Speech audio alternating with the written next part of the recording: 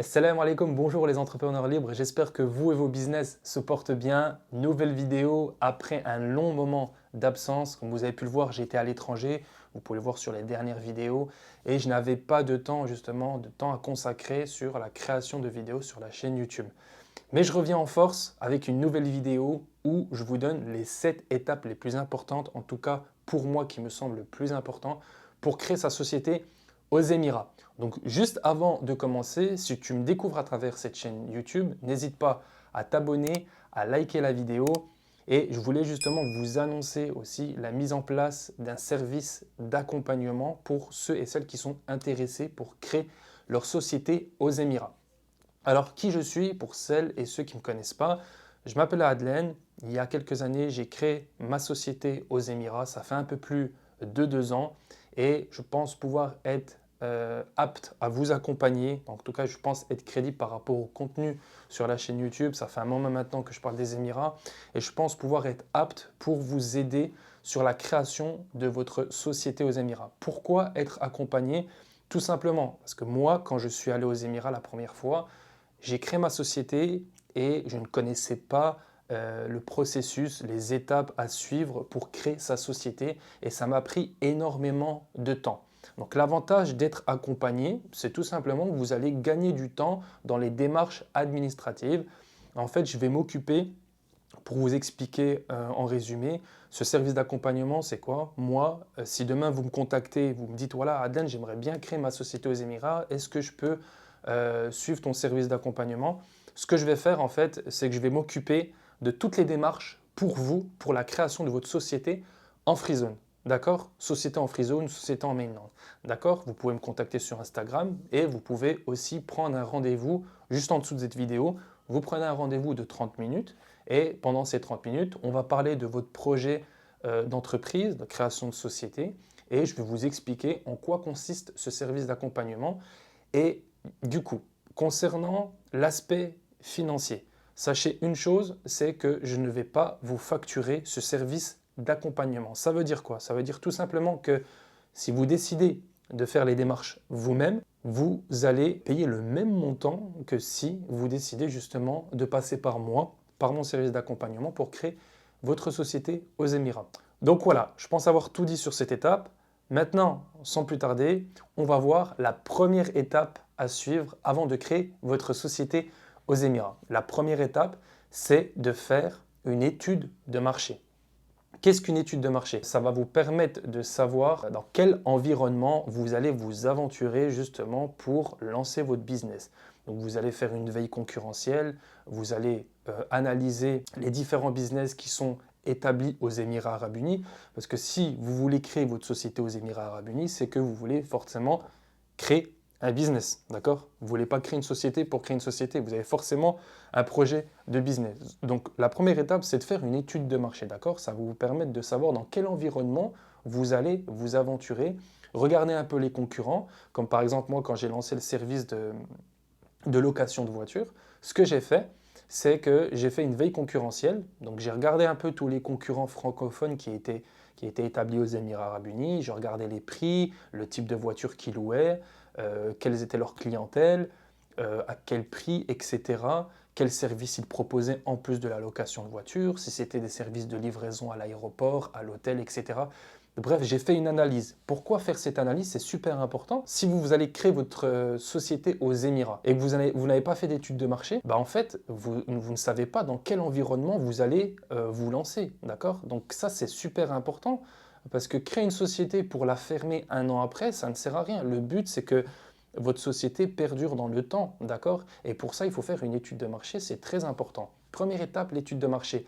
La deuxième étape, c'est faire un business plan. Donc le business plan, en fait, c'est un document qui va vous permettre de savoir en fait si votre projet, votre business en soi peut se concrétiser. D'accord?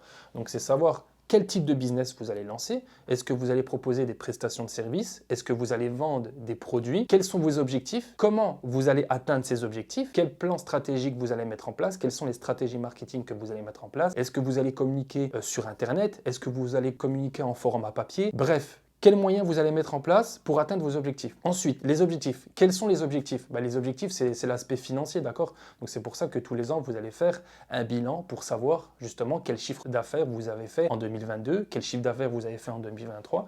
Et en fait, ce business plan, ça va vous permettre de savoir par rapport au business que vous voulez lancer, si réellement il peut se concrétiser. Donc l'étude de marché, c'est étudier l'environnement dans lequel vous allez vous aventurer. Et le business plan, c'est le business en soi en fait. Savoir si vous pouvez mettre en place ce business par rapport aux objectifs que vous voulez atteindre et par rapport aux produits ou aux services que vous allez vendre. Une fois que vous avez ces deux éléments, vous pouvez vous dire ok, je peux créer ma société. Mais c'est super important de mettre ça en place. Et d'ailleurs, je suis en train de créer une formation où j'explique comment créer sa société aux Émirats. Et j'explique tout ça en détail. Donc la formation est en cours de création. Vous inquiétez pas, je vous tiendrai au courant dès que la formation sera sortie. La troisième étape, c'est de choisir le bon collaborateur. Donc cette troisième étape, pour moi, je vous dirais qu'elle n'est pas obligatoire dans le sens où vous n'avez pas besoin de passer par une tierce personne, une entreprise justement, pour créer votre société aux Émirats. Demain, si vous voulez créer votre société en free zone tout seul, vous allez le faire tout seul. Après, si vous avez besoin de gagner du temps, par exemple, vous ne savez pas, vous n'avez aucune idée des démarches qu'il faut mettre en place et que, par exemple, vous n'avez pas le temps, je ne sais pas si vous avez votre travail et vous n'avez pas le temps de fouiner sur Internet, de rechercher sur Google ou sur des articles de blog sur comment créer sa société aux Émirats et vous n'avez pas le courage de vous lancer là-dedans, comme je vous ai dit, moi je propose un service d'accompagnement, d'accord? Donc choisir le bon collaborateur, c'est choisir justement une personne sérieuse, une personne crédible, pas une personne qui sort de nulle part ou qui va vous proposer un devis à plus de 10 000 € pour créer votre société aux Émirats. Moi je propose ce service parce qu'il y a beaucoup d'entreprises qui vont arnaquer, qui vont demander des sommes exorbitantes. Moi je suis transparent dès le début, que vous passez par moi ou que vous faites les démarches vous-même, vous allez payer le même montant. Faites bien attention aux collaborateurs que vous allez choisir justement pour qu'ils puissent effectuer les démarches pour vous, pour la création de votre société. Encore une fois, si vous voulez vraiment en savoir plus sur l'accompagnement que je mets en place pour la création de votre société aux Émirats, je vous ai dit juste en dessous de la vidéo, il y a un lien, vous pouvez prendre un rendez-vous de 30 minutes. On parlera de votre projet, je vous donnerai des conseils et je vous expliquerai en détail en quoi consiste mon accompagnement. Ensuite, la quatrième étape, et elle est très importante, beaucoup l'ignorent, c'est de choisir un nom de société qui respecte justement la réglementation aux Émirats. Donc pour cela, j'ai mis en face de moi mon ordinateur et j'ai pris des notes justement pour vous donner justement en détail quelles sont les réglementations concernant le nom de société que vous allez choisir. Alors en fait, quand vous allez faire votre demande par exemple de création de société en free zone, vous allez donner en général 3 noms. Pourquoi 3 noms? Ces 3 noms en fait va permettre, si par exemple, je sais pas, le premier nom, le deuxième nom, si le premier nom vous le donnez et que ça ne va pas pour X raisons, ils vont automatiquement prendre le deuxième nom de l'entreprise. Et si le deuxième nom d'entreprise n'est pas accepté, ils vont prendre le troisième nom d'entreprise. Mais concernant le nom de société, quels sont les points très importants à connaître? Tous les noms de société IFSA seront suivis du suffixe FZCO. Donc si vous passez par mon service d'accompagnement, la free zone avec laquelle on travaille justement, vous allez avoir votre nom de société et après vous allez avoir FZCO. C'est comme en France, vous avez le nom d'entreprise et c'est écrit SA ou SAS. Ensuite, le nom ne doit pas comporter de mots obscènes ou indécents et ne doit pas être offensant pour le grand public. Donc pour moi, ça paraît évident. Ceci s'applique même s'il s'agit d'un nom personnel. Ensuite, si le nom de la société est celui d'une personne, celui-ci doit être partenaire propriétaire de la licence. Ça encore, je pense que c'est vraiment évident. Là, c'est très important concernant le nom de la société. Donc le nom ne doit pas être une organisation politique mondiale ni une affiliation sectaire ou religieuse, comme par exemple FBI, NASA, CIA, etc. D'accord? Je pense que très peu de personnes ont l'idée de donner un nom d'entreprise et puis de mettre ce type d'initiales ou d'organisation politique. Ensuite, le nom ne doit pas inclure des noms liés aux Émirats Arabes Unis, comme par exemple Dubaï, Émirats, etc. Le nom ne doit pas être déjà réservé à la même activité ou à une activité similaire. Alors, très important, et je parle vraiment par expérience, donc la première fois que j'avais créé ma société moi, aux Émirats, j'avais choisi un nom. En fait, j'avais refermé ma société, j'avais ouvert ma société dans une autre free zone, et en fait, j'avais pas encore fermé ma société précédente, et je voulais mettre le même nom dans la nouvelle free zone, et ce n'était pas possible. Donc en fait, si vous allez créer votre société en free zone à Dubaï, et que demain, pour X raison, vous voulez créer une autre société à Abu Dhabi, si vous voulez reprendre le même nom de la Free Zone à Dubaï, ça ne sera pas possible. Il faut attendre que la société se ferme et puis il faut attendre un certain délai avant de pouvoir réutiliser le même nom. D'accord? Ça, c'est très important. Le nom ne doit pas inclure aucune forme de formulation religieuse telle que Allah, Seigneur, Dieu ou tout autre nom religieux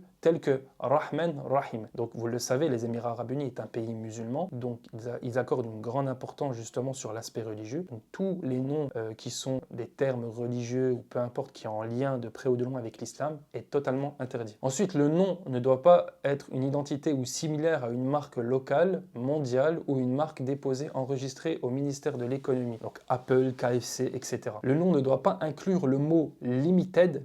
Donc limited, c'est un terme en anglais, d'accord? L-I-M-I-T-E-D ou LTD. Le nom ne doit pas inclure les mots halal, Palm, Expo ou United. Et pour terminer, pour faciliter l'approbation, aucun mot du nom de la société ne doit comporter moins de 3 caractères, lettres, chiffres et symboles. Donc voilà, sur l'aspect réglementation concernant le nom d'entreprise, il me semblait vraiment très important de vous donner ces informations pour créer votre société aux Émirats. Donc ensuite, la 5e étape, c'est de choisir votre statut d'activité de votre société, d'accord? Si vous voulez créer une mainland, si vous voulez créer une société en free zone, etc. D'accord? Donc choisir le statut de société, ça sera justement lié au type d'activité que vous allez créer. Si par exemple vous voulez ouvrir une boulangerie, il sera plus adapté pour vous d'ouvrir une société en mainland. Si vous voulez par exemple, si vous travaillez en ligne comme moi, vous avez des business en ligne, eh bien il sera plus adapté pour vous justement de créer votre société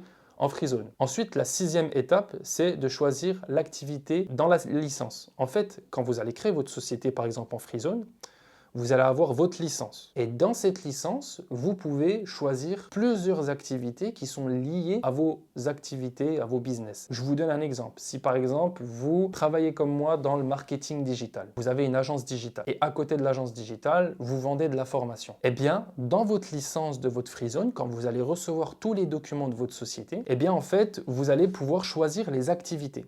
Et ces activités sont liées à des numéros de la free zone. Et ça va permettre de lier ces numéros d'activité à vos business. D'accord?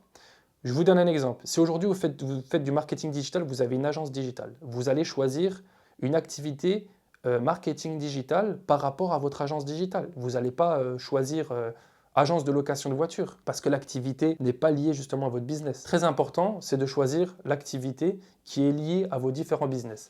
Et donc du coup, ce qui vous donne la possibilité dans la licence, en fonction des free zones, mais en tout cas, nous, avec la free zone avec laquelle on travaille, vous avez la possibilité de choisir 3 activités. C'est-à-dire que si vous faites de la vente de formation, du e-commerce et du marketing digital, vous pouvez justement choisir différentes activités dans la licence. D'accord?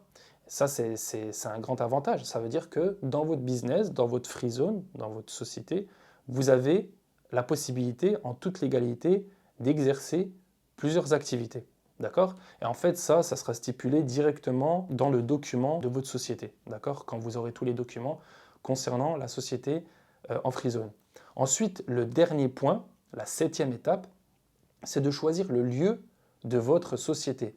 Donc si par exemple vous faites de la location de voitures, vous avez par exemple des clients en grande majorité situés sur Dubaï. Ça veut dire que vos clients par exemple, ils sont souvent sur le secteur de Dubaï, ils viennent depuis l'aéroport, ils ont besoin d'être récupérés à l'aéroport pour être directement amenés dans l'hôtel à Dubaï. Eh bien, il sera plus judicieux pour vous de créer votre société en free zone à Dubaï, d'accord? Parce que justement, si votre société est située plus proche de votre activité, c'est plus adapté. Après, si vous travaillez en ligne, vous avez un business en ligne et que vous travaillez sur ordinateur, par exemple, votre société en free zone, vous pouvez très bien la créer à distance, d'accord? Parce qu'en fait, vous n'avez pas besoin d'aller directement dans la free zone, vous n'avez pas besoin d'être présent constamment dans la free zone, d'accord? À l'époque, moi, j'avais ma société à Fougera, j'avais l'agence de location de voitures à Dubaï, ça ne me posait pas de problème. Après, moi, j'ai décidé de me rapprocher à Dubaï parce que j'étais plus proche de la free zone, c'était plus simple pour moi. Mais si, par exemple, vous faites du e-commerce, vous faites du e-commerce et que dans la free zone, vous avez vos stocks de produits, des produits que vous vendez sur votre site e-commerce. Vous avez votre activité, donc vos stocks qui est dans la société en free zone. Imaginons qu'il y a un dépôt, vous avez vos produits dans la free zone et que vous faites des livraisons, vous avez besoin souvent de récupérer vos produits. Il sera plus adapté justement d'avoir une société en free zone qui soit proche de votre lieu de domicile pour récupérer les produits, préparer les colis, etc. Après, si vous avez un service de logistique,